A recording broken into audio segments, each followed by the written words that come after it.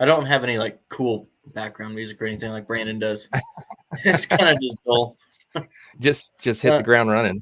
yeah, exactly. So, welcome everyone to another episode of Fan Fuel Motorsports. I am again interim host Colton Kramer. This week, I'm joined by a pretty cool guy. His name is Jordan Smith.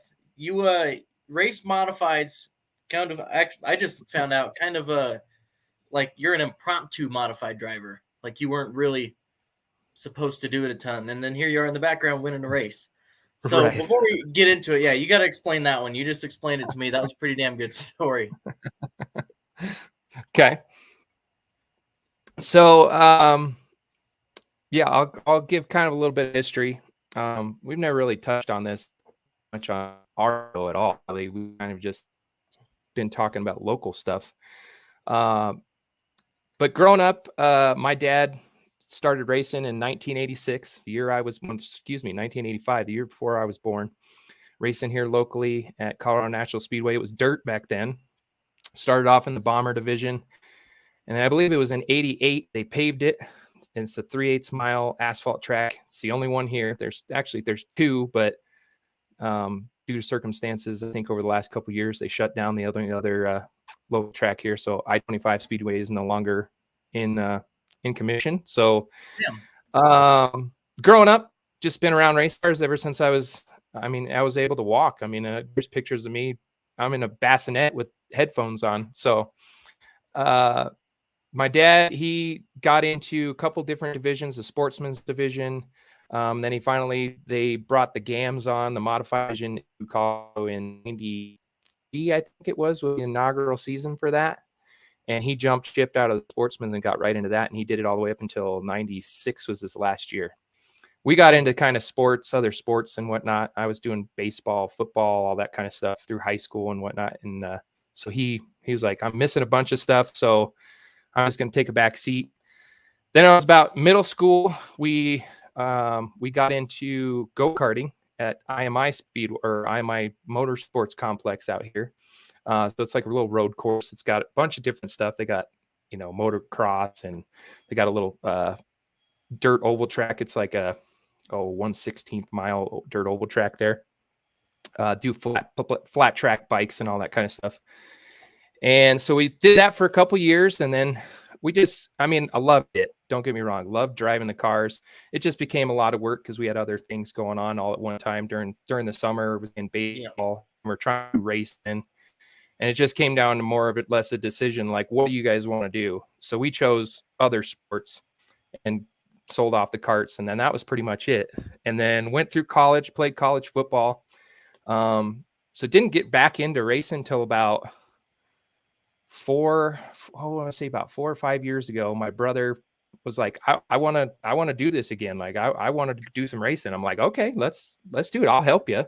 So he kind of started the whole journey for us quite a few years ago now. He bought like another road course kart. It was a tag 125cc little road course go-kart, and he ran it a couple times. And then we found out that the flat track out at IMI Motorsports, they were putting it back together. They were getting the show going at the little like 16th mile dirt track, and then they said they were going to do karts. So he's like, shoot, I want to do that. So switched over to the dirt. Lo and behold, next thing I know, we're buying offset go-karts, dirt flat track go-karts. And then he bought one and helped him out through the first season. That's how we met our buddy Brandon. Yep. And did that first year by himself. I was helping him, and I was like, man, this is a kick in the ass. I gotta get part of this. So I bought one. And then we sit for about 2 full seasons. First season, I won, I think 3 or 4 races that year. Never driven, never knew much about the kart. It was a clone kart. I didn't even really set it up. Like, it just, what I got, I just drove the wheels off the thing and just tried to win. And did it during the 2020 season. So for COVID, when COVID was going on, we did the full season, and there was, every race either I won. and it wasn't even we learned a lot over the course of that like year, between doing a lot of research, tires, and how setting the motors and up and gearing and all that kind of stuff. And we went out and kicked some ass. I'm not gonna lie, like we won a bunch of races. Like I said, I think we had 10 on the schedule, and he won I think 6 and I won 5. So at that point, at the end of that, I was like, you know what, it was kind of going downhill, like the kart guys and whatnot. A lot of the ladies and whatnot, they were getting out of it and they were going doing other things. So there was kind of like just a diminish of how many people were doing it.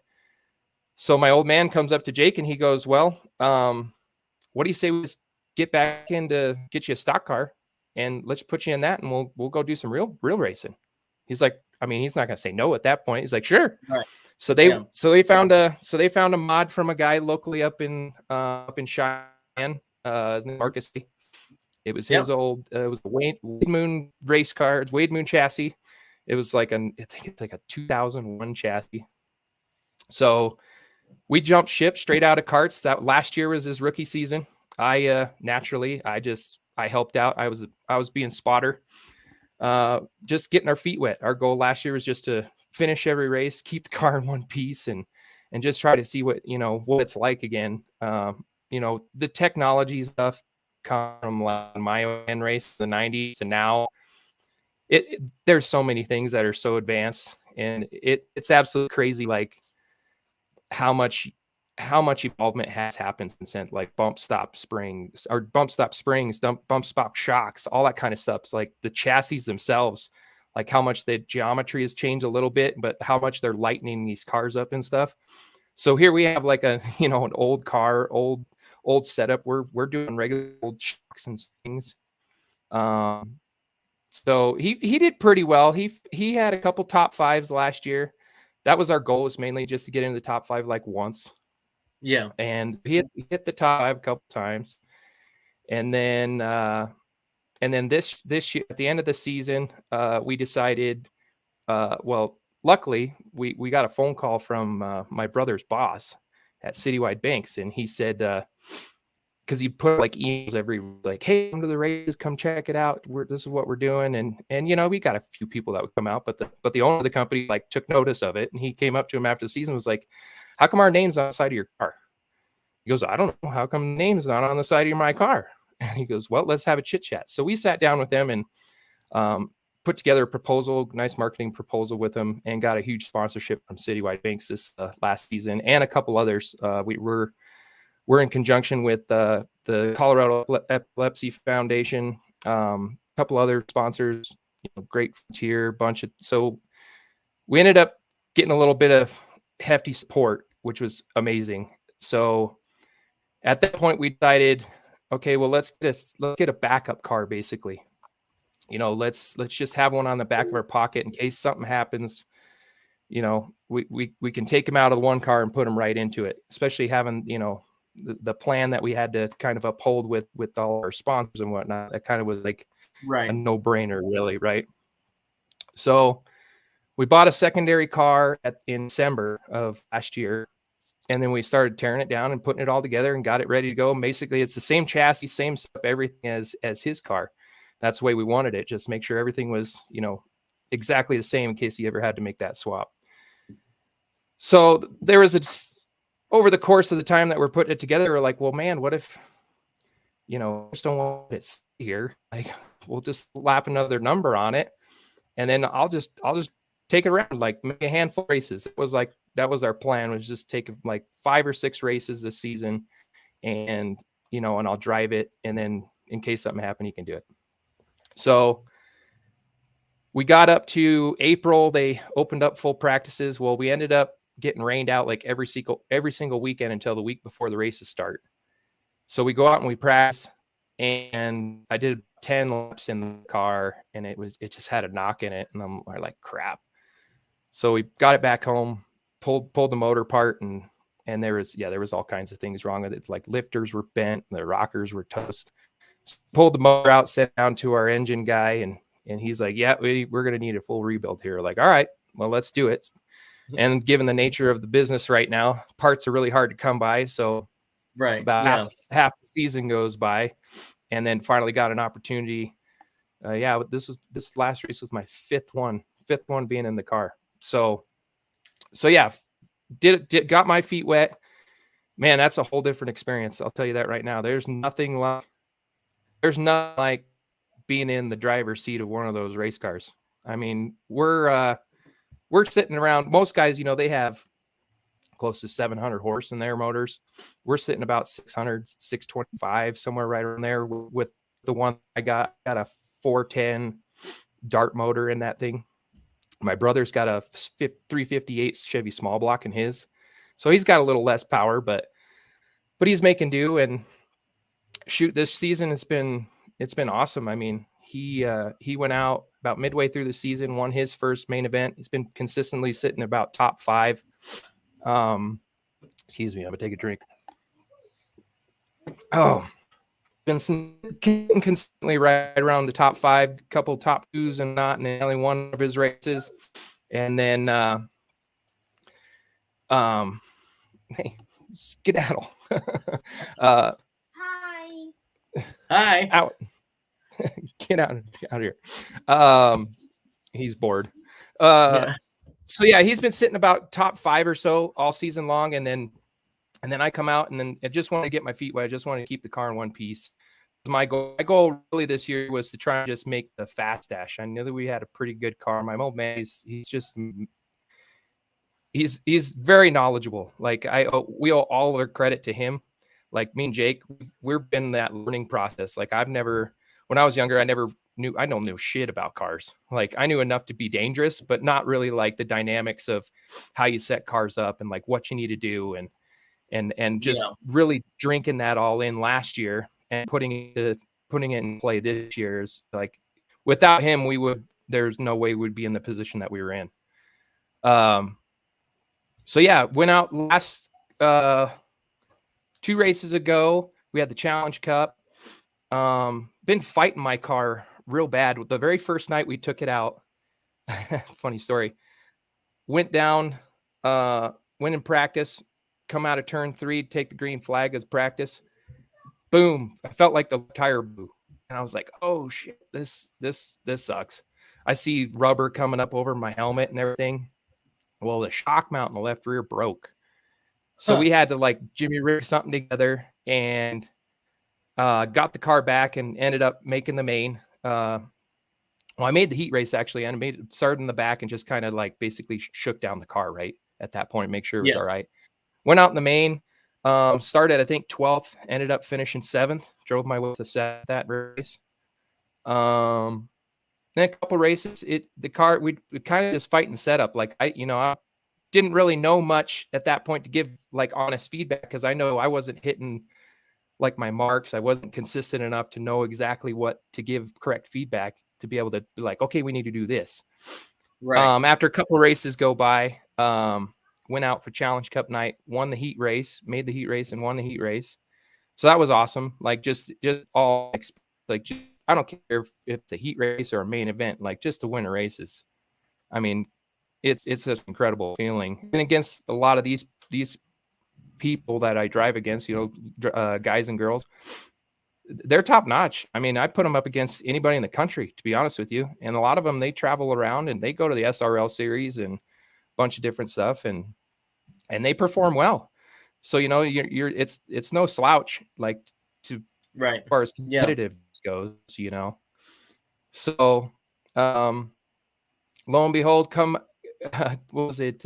2 weeks ago, pulled the car out and we're just kind of checking things over because like we would make like small, minute changes to my car and it would just totally change the dynamic of the car. Like it'd go from tight to way loose and stuff. So come to find out, the rear end was actually bent for 4 races. Okay. So we had to swap out rear end, bought a new one, put it in before. I didn't think we were going to make the race. We were up till about midnight putting that thing back together and we still didn't have it done. Got up early the next day. My old man was in the shop putting the final touches on it, putting the hubs back on and everything. And then we rolled it out. Went to the racetrack.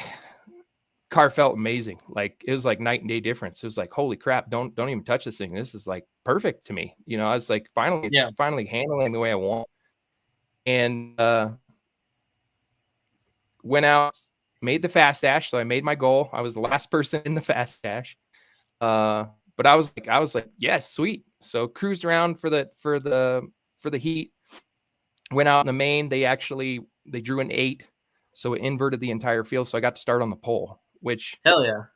It scared the shit out of me. Like, leading the field. The last thing I want to do is like, I'm just thinking I'll get off the start. I don't want to hold anybody up or cause a wreck of some sort, behind me because of something I did stupid, Yeah, don't stack. Yeah, don't stack them up. That's exactly it. And I don't want to cause any issues out there. I know I'm just still trying. I'm still trying to learn, but yeah, went out, took the pole, and then led every lap and won the race. It come down about 5 to go. My spotter gets in my ear, and Greg, he's an awesome guy. He goes, one of the local drivers name's Kyle Clegg, and he's super fast. The car that they got is just it's just fast. Like there's just no way around it. And he's damn good driver. And so I heard to him, he had gotten to second with about 5 to go, and me and him were kind of we weren't being rough with each other. I mean, he gave me a couple bumps and whatnot, but nothing crazy. And got underneath me on the wall and coming out of turn 4, I just mashed it to the floor. I was like, all right, I'm either wrecking or winning, one or the other. Yeah. And drag racing into the end and finally got that win. So that's where that picture is in the background there. That was on my 5th night ever being in the car. Like never drove race cars before. Like I said, it was driving karts just 2 years ago, and then didn't drive anything last year. Hot lap Jake's car once, I think, for about 10, 12 laps, and then that was it. And then the only thing I know is just, what I've done in 5 races. So, yeah, a lot of that is just the time and preparation and everything that we put in the off season, and that hard work that goes in during the week that my old man did. The only reason why I was able to do that is honestly because of just all the people that we surrounded ourselves with. And even at the racetrack, guys listening their ass and getting the car right, and makes my job easy. Just go out there and tell them what it's doing. They fix it. And then I just drive the wheels off of it, So, yeah. That's kind of how, and then in a nutshell, like how I started racing and how we kind of got into this whole deal here locally was, just off of my brother just wanting to get back into go-karts. So yeah. Well, yeah, a good crew's always good to have, and some spirit fingers, I guess. Oh yeah. So it's really funny. I got out the car, actually thinking of that. I got out the car and I felt like Ricky Bobby. I didn't know what to do with my hands. Yeah. So I just did the first thing I could do, and I threw my hands up, and I noticed, I was like, oh shit, I look like a cheerleader, but whatever. That's funny. So now, what are like some future plans for SFR, if you can release any? Like, what are you guys looking to do next year? You're going to run both cars full time? Are you still going to do the one, part-time schedule? So right now we've like our goal all along was to try and get out on one of the tours, like not necessarily full time, but go run, pick a handful of races that we really want to run and go out and do them. Because my old man, he did a lot of traveling back during the 90s. They were for 2 or 3 years in a row. They were all over the country running at Cedar Rapids and Odessa and I-70 Speedway. You name it. They went up to Slinger, ran at Madison Speedway and all those kind of places. So that was like our goal from the very get-go, is just trying to get mainly Jake's feet wet to do it. So next season, I know that we're right now we're looking at getting a new chassis for him in the off season, getting him a new motor that can really like compete on that level. So that's like our goal, is to get that car done. And then I'm going to jump in probably his car. We're going to take the motor out of mine and throw it in his, and then I'll pick a few races that I want to go to and do it. Cause going out on the road, like it's a lot of work, like just to do one car, let alone 2. So that's kind of our plan right at the moment is we're gonna keep doing the mod thing. We love the mods. Like, they're a sweet car. They're super light. They got a lot of horsepower. They got a small tire. You really gotta, as a driver, you really gotta handle the dang thing. It's not so much. It's a lot of setup. Don't get me wrong, but also you got to manhandle the thing because it can go either which way in that car. So and driving that thing firsthand, it's like, holy crap, what am I in for? You know what I mean? But yeah, that's kind of our plan, is just do a little bit of traveling. We've got a few races we've already picked out. We're actually going to one. We're getting our feet wet this season. In October, we're going to Winchester Speedway out there in Indiana. I'm sure a lot of people have heard about that one. It's a high banked half-mile track. It's stupid fast. They're running 16-second laps around that place in a mod. Yeah, they're ripping like 130 down the straightaways and stuff, and I think they're averaging like 110 or 115 around that place. It's insane. Nuts. We wanted to do 2 cars there. Well, I was urged to do 2 cars there, but I said no. I was like, no freaking way am I ready for that? Like, no way. So yeah, we're gonna definitely do some out of town. We're gonna do a couple of maybe SRL series races and then some Midwest modified tours. And looking into like the winter or the spring, I guess that would be of 2024, we might go down and do the Snowball Derby. Do all that kind of stuff. Like, we just have some aspirations to go hit the road and do it for a little while until one of my kids wants to get into racing. Then we'll be back full time here. So, you can chase a lot of money from April to November riding the dirt. So if you ever want to travel, man, I know dirt. They do weekly races. You could, you could race almost 200 days right in a row without taking a break. Oh yeah. Like I said, I've always wanted to. If I could, I'd enter a car in the Chili Bowl. Like, that'd be my one race. That'd be awesome. I don't care if I lose 40 grand out of the deal. Like, just want to do it one time.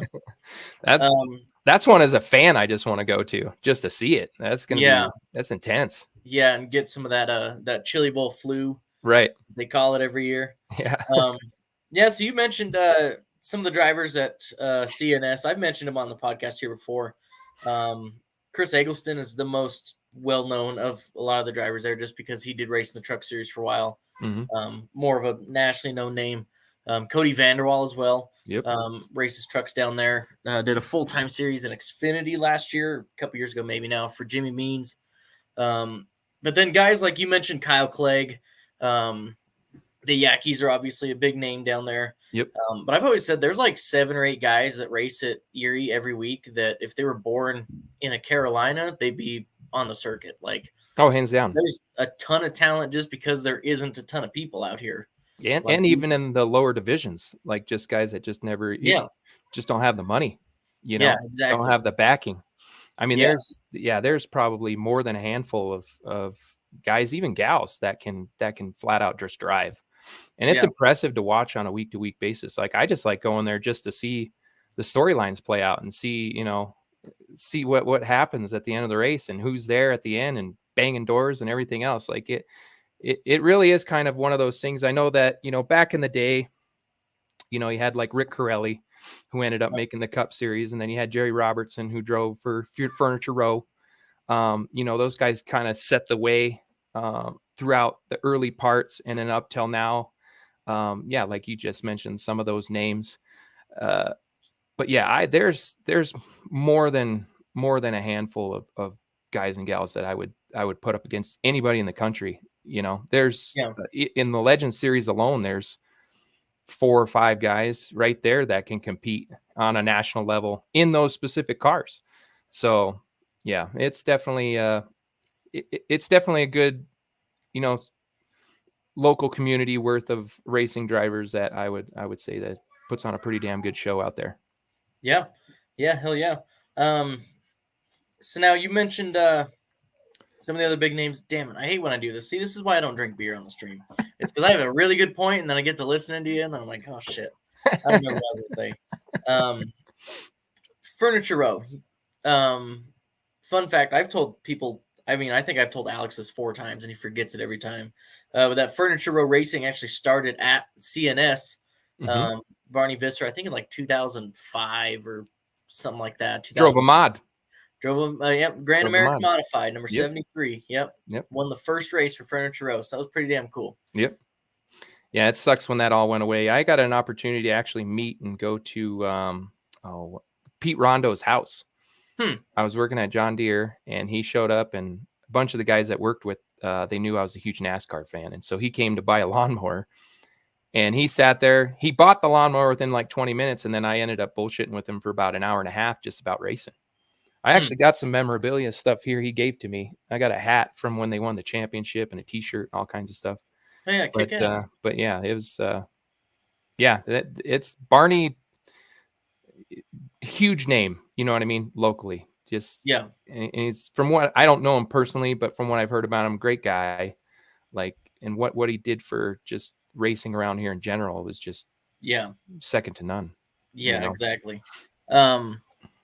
Now, so you just mentioned you're a huge NASCAR fan. Mhm. Now, have you always been a NASCAR fan? Is that something you got out of for a while and then back into? And then who are some drivers you like to root for a lot? I've been a NASCAR fan, yeah, since I was pretty much able to watch TV and understand it. Growing up, Earnhardt was my man's favorite, my dad's favorite driver, and obviously he was kind of mine. Looked up to him, and then once Dale Jr. came on the scene, he had that cool stigma about him. Started wearing hat backwards and everything. And the next thing you Yeah, know, I got Budweiser shit all over my room. So yeah, I always been into NASCAR.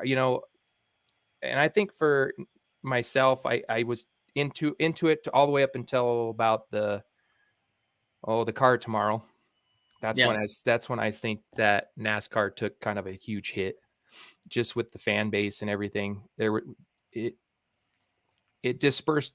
It took away a lot of parity. Let's put it that way, and they've struggled to get it back ever since then. So for me, I still follow it. I don't follow it as adamantly as I used to, but I definitely am still. I still see who wins the races, and I still watch all the big races. Like, I still watch the 500. But there was a time period where, excuse me, when I was in high school, I used to skip school on Thursday to go watch the duels. yeah, Like, I wouldn't go to school that day. I'm staying at home and I'm watching the duels, and that's it. yeah, Like, Mom, yeah, hey, can you sign me out? Like, I'm not going to school. yeah, So, yeah, but I mean, in nowadays too, like, I think that you only have a certain amount of personalities and like true guys that show their true personalities in the Cup Series.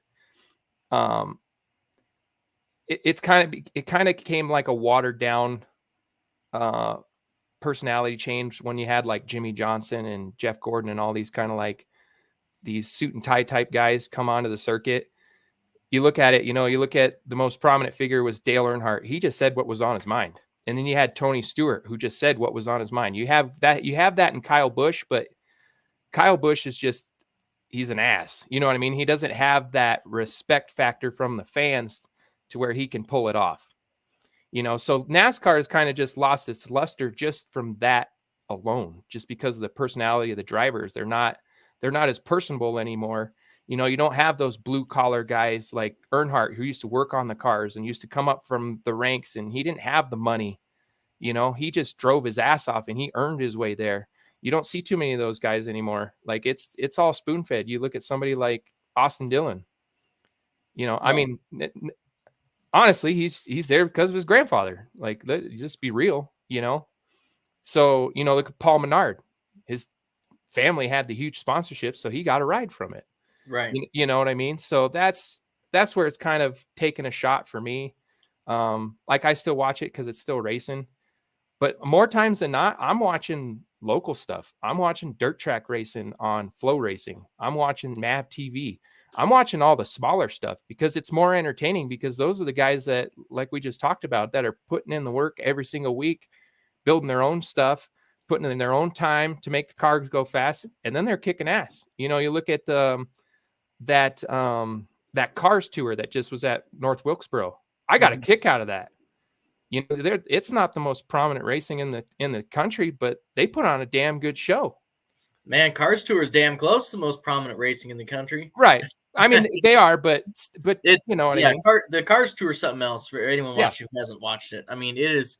I mean, they take the baddest super late models that you can find, and actually, they ran, I think, limited late models down there. Yes, they did. But I mean, it's just a huge tour. They do like a big. I don't know if you've ever seen it on like Instagram or Twitter, but they do a throwback weekend every year. I think they run it at Hickory, right outside Charlotte, and they do like old paint schemes from like the '80s and shit on these late models. Oh man, they look so badass down there. They do. I remember I watched that. That was only like what 2 or 3 weeks ago that Yeah, happened. no, yeah, it's like in end of July, I think. Yeah, it was awesome, and to see that that old schoolness about it, and like them bringing back the paint schemes and stuff. That was incredible. But yeah, that's more times not what I'm watching on any given night is I'm watching that kind of stuff more than NASCAR. Yeah. You know, NASCAR kind of tends to shoot themselves in the foot in a sense. You know what I mean? Yeah, exactly. For what it's worth, we get on here and we talk very highly of this new car. All of us on the podcast, even Keith here, he's our newest member. He's a big Chase Elliott guy. But we all hated the last couple, at least the Gen 6, like the slot car racing. But man, this new car, it's pretty damn cool. Like this new car feels closer to the 2007, Gen 4 with, the wedge bodies and stuff. Feels closer to those than anything I've seen, since they took over COT full time. Right.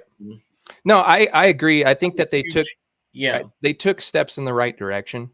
There's obviously things about that car that I don't like them going to the single lug was stupid. That's kind of like the dynamics to the roots that you don't want to necessarily get yourself away from. Or the independent suspension. I'm not a huge fan of it. You know what I mean? For those same exact reasons. But overall, how many winners has there been this year so far? What, 18? 18. Yeah.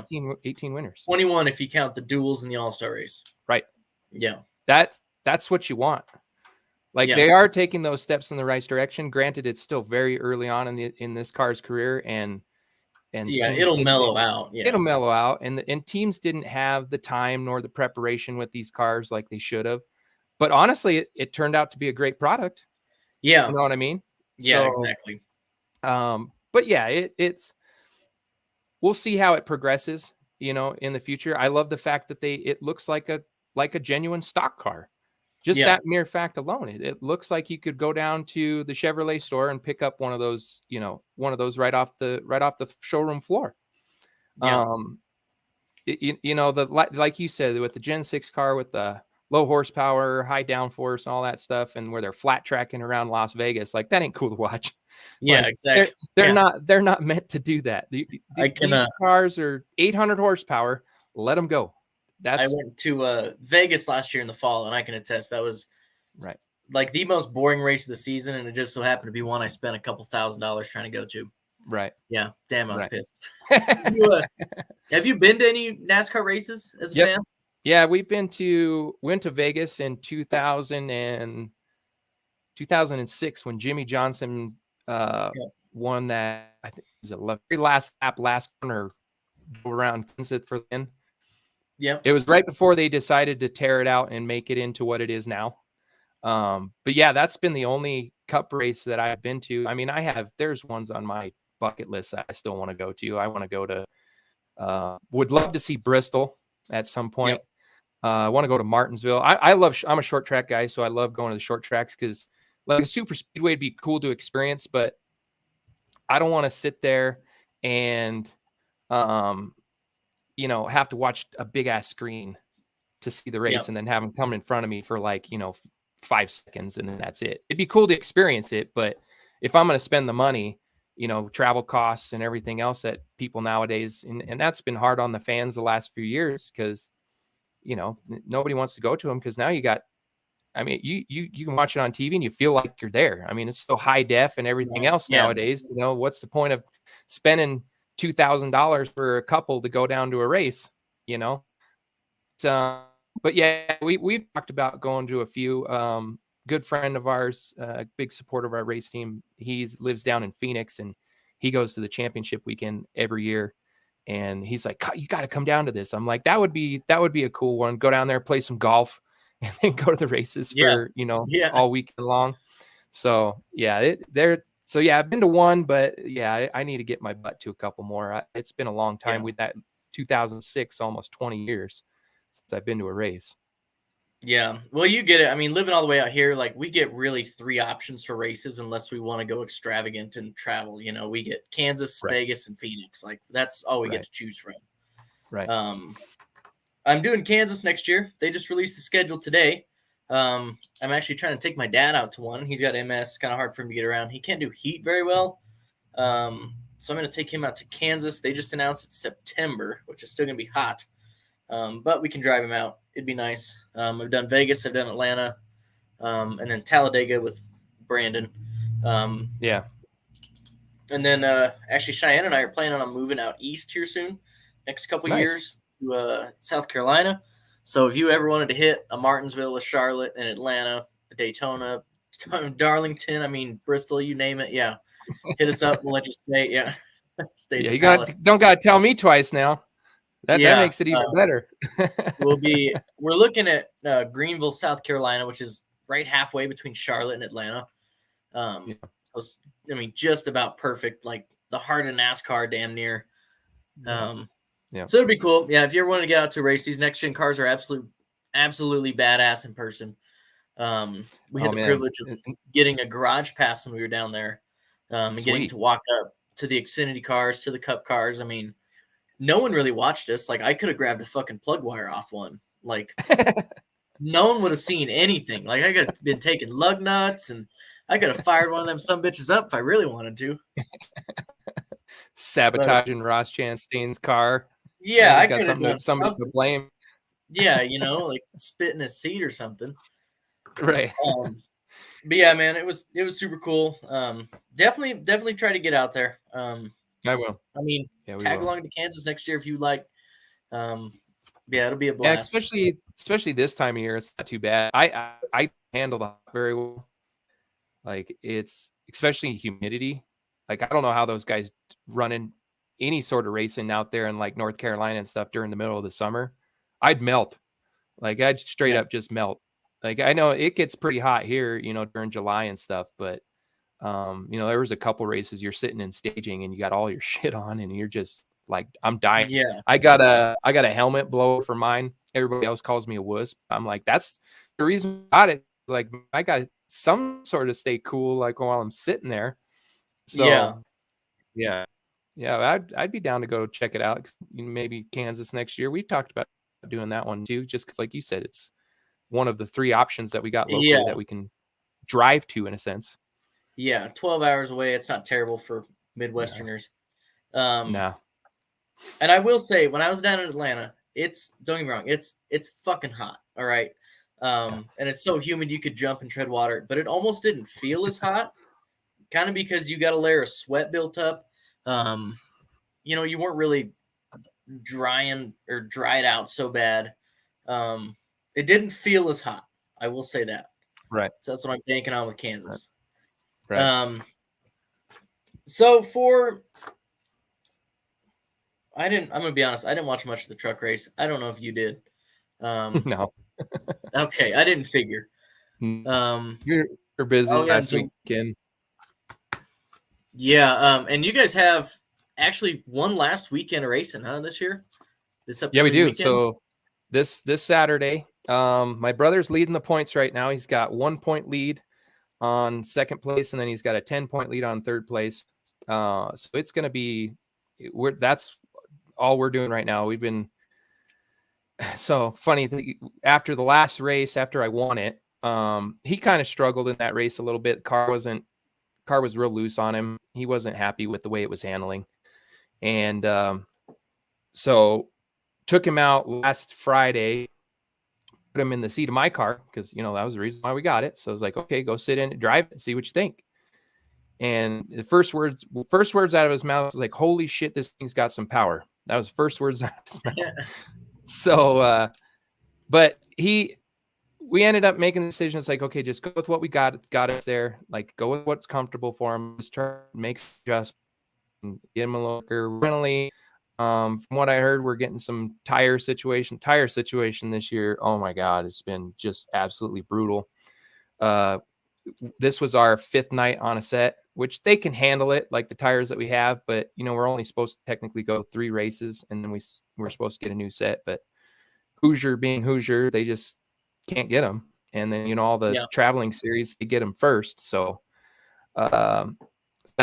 so hopefully get some new tread and get the car set up to where he was kind of at earlier in the season. Temperatures are going to be cool, so it should be right into our forte. So hopefully walk home with the championship and maybe win one of the races. We got a double feature night going on there Saturday night, so it'll be a lot to talk about after the race. There'll be there's going to be a lot of beer drinking regardless, like win it or not. We're going to need some Ubers celebrate out or of Colorado. Yeah. So it's gonna be a fun night. It's summer's kind of just flown by, just never.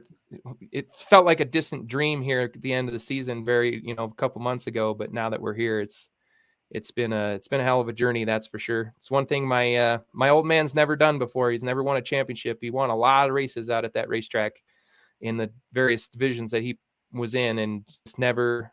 I think the last year he ran, I think he lost by like 4 points. I think he lost the championship. He won 6 races in 96 and lost the championship by 4 points. So that's one that we're trying to get for him, is to get him that eluded championship finally. And being that he's car owner and crew chief now, I think that'll hopefully put a big ass smile on his face. Yeah. Well, hell yeah. Yeah, your brother's chiming in here. We got to get him on. I've hit up Brandon, and I think Jacob I hit up before. I know I've texted Brandon like 7 or 8 times, asked him to be on here, but we do have to get Jacob on as well. Yeah, you are going to drink a lot of beer that night. Doesn't matter. Celebrate or commiserate. One of the two. Yep. Which, I mean, that's what you got to do at local short tracks. There's a reason that I don't drive, that I don't work on cars, I don't go to the pits. It's because sober racing ain't near as fun. Unless I'm driving some, and even then, like, man, I still want a beer. So I stay up in the stands. Yeah. It used to be that way. You used to like, oh shit, I can't wait to drink a beer. And now you get done with the races and you've been there since 11:30, and you've been sitting your ass off all day working and then driving and everything else. And by the time you're done, like, okay, I just want one beer and I want to go home and go to bed. It kicks your ass for sure. Yeah, exactly. Well, I tell you what, I know Jordan here is also a co-host of a podcast. You run one every week called Scrubbing Tires. I'm going to let you plug that real quick and tell everyone about it. Man, I got to piss like a racehorse, so I'll be right back. No, you're good. You're good. So yeah, we run the Scrubbing Tires podcast. I am one of 3 co-hosts on that show. We talk about local racing, mainly throughout the whole western part of Colorado here and with Wyoming. We do asphalt mainly, and we've been touching on a lot of dirt track racing recently, getting into a little bit of that scene, and trying to touch on just showcase a lot of the local stuff. I know that there's a lot of podcasts out there like this show that touch on NASCAR, so we wanted to kind of highlight a little bit of the regional scene and give those guys and gals a little bit of spotlight that they truly deserve. So myself, my brother Jake, and Brandon Hall, we every Tuesday night on Facebook. You can follow our page at the Scrubbing Tires podcast. We go on at 7:30 Mountain Time, so it is a little bit later, but I got 3 kids at home, so kind of nature of the beast, got to put them down before I can start chit-chatting about racing for about 2.5 hours. So so come check our show out. It's a lot of fun. There's always something to talk about. We have a lot of different segments. We ask other questions. We get the fans involved. They ask us questions, and then we have a lot of we do bring a lot of guests on, like you guys do, but mainly a lot of local guys, a lot of legends around the community, and those are kind of a lot of the fun ones. We had probably the funniest funniest time I've ever had in my entire life was one of our last shows. We had Ed Vecchiarelli on, who's a very prominent figure here locally in Colorado racing. He's been around for, I think he knew Jesus. So so we had him on. It was a hell of a podcast. So if you want to kill a couple hours and laugh your ass off, go watch that show. It was amazing. So yeah, so that's kind of us in a nutshell. We do touch a lot on just the local scene and host a lot of the drivers and get them on and get their backstories and hear about where they came from and get their history, and a lot of just the prominent figures around. We had one of the photographers who's been at the track for eons. Just hear a bunch of those stories. You know, he was around Lakeside when Lakeside was still going, and Inglewood Speedway, which is no longer around. And, you know, you just hear a lot of the history and whatnot. It's a lot of fun to hear these people's stories, because you see them racing at the track every week, but you don't quite know who they are. And that's what we like to bring to the table, is to kind of get that chance for people to showcase their personality a little bit and get the fans to know them a little bit more. So yeah, that's our show. Yeah, hell yeah. It is a damn good podcast, so y'all be sure to check it out. I'm sure, actually, of the 6 people watching right now, I'm sure 5 of them are from your podcast. Probably more than likely, or family members. Yeah, the other one is my fiance in the living room. Nice. So yeah, I mean, it is awesome, and you know, we thank you for coming on, filling some time here. Yeah. I don't remember if I said it on the stream or just when we were bullshitting before the show, but like, if you were going to come on, I was just not going to have a show, because I wasn't going to sit here and monologue. So this at least gave me something to do for a little while, and got us a little bit closer. We're trying to get to episode 100 kind of ASAP, so we might sneak a couple episodes in there. Yeah. But it is all fun. We're sitting about, I think we're on like episode 52 now or something like that. It's crazy to think, like, it's just gone by fast. Great. Great to get to talk about it every single week. I look forward to it every time I do it. Like, I'll sit and bullshit with anybody for 2.5 hours, especially about some subject that I like and enjoy, you know, on a daily. Yeah.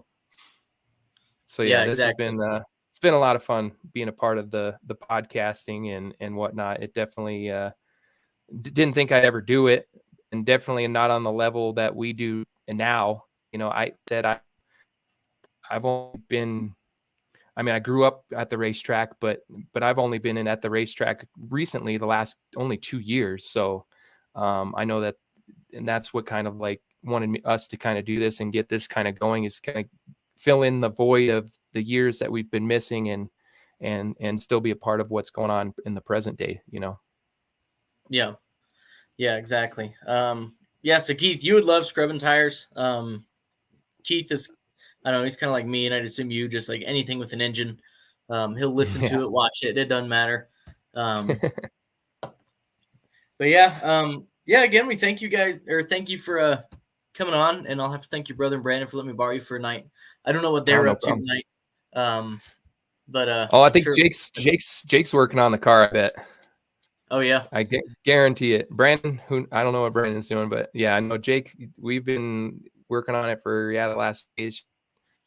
Yeah, well, and Brandon's got the wedding and doing all that stuff. Oh yeah, he's got all kinds of stuff going on. Yep.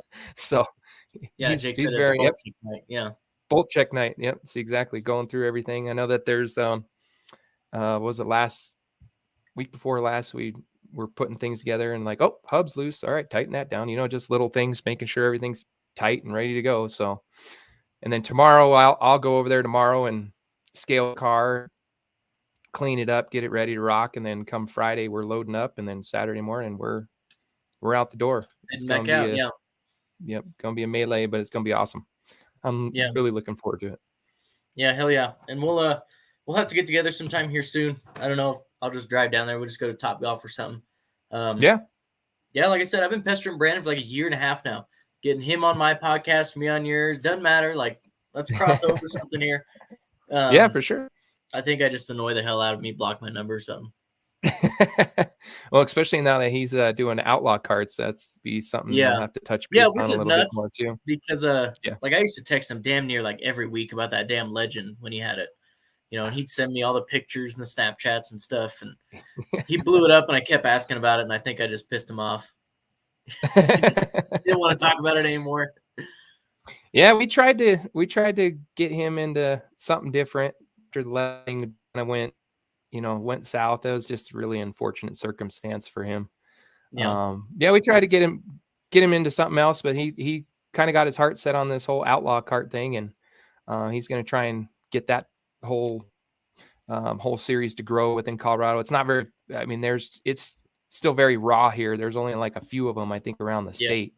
But I know that they're huge out east, and even out in like the north and in the Californians, they're like all over the place. But along the whole Midwest part right here, here, Kansas, North Dakota, all that stuff, like there's like, you don't see too many of them, which is weird because they're kind of they're not super cheap, but to go fast and not have to spend a boatload of money on the weekly, it's pretty good little gig to get into. So yeah, kind of like going from go-karts to this was a hell of a change, I'll tell you that. Like set of tires, I could use a whole set of tires for in a go-kart. He's like, yeah, not so much. yeah, exactly. Yeah, well, I'll definitely have to link up with Brandon and try to get him. Like, I know my dad could get him to race up here if he got them together. So we'll figure that one out. But thank you for coming on again, Jordan. Again, you guys check out Scrubbing Tires podcast. Super cool podcast surrounding highlighting a lot of the local guys down in Colorado, as well as a little bit of national stuff. You guys do talk some NASCAR. Other than that, you got anything else? No, I just want to thanks for having me on, and thanks again to everybody that was listening and let me talk, kind of about history and everything for myself and where we're going. So I appreciate it. Got to thank my sponsors. Can't forget that. Citywide Banks, Colorado Epilepsy Foundation, Great Frontier Insurance, Western Engine Supply, RTB Exteriors, the Scrubbing Tires podcast, Jordan Smith Design. Without all of those organizations, I mean, we wouldn't be doing what we're doing right now. That's for sure. I mean, they've been a huge help for us in getting our race team off the ground and getting it going in the right direction and giving us a chance to run for the championship this weekend. So stay tuned. Yeah. Well, hell yeah. As always, signing off here from Fan Fuel Motorsports. Be sure to check us out at fanfuelmotorsports.com. We have a lot of new content coming out from you, from Nathan and Alex. Alex actually just posted his thoughts on this previous weekend. Just a couple days ago, he posted them on Facebook and Twitter because he obviously had to work tonight, couldn't be on. So be sure to check those out. Follow us on Twitter, Instagram, and Facebook at FanFuelMSM, capital F, capital MSM. Keith, we will see you next week. Other than that, you guys have a good one and good luck this weekend. Thank you. Appreciate it. Yeah. Hell yeah.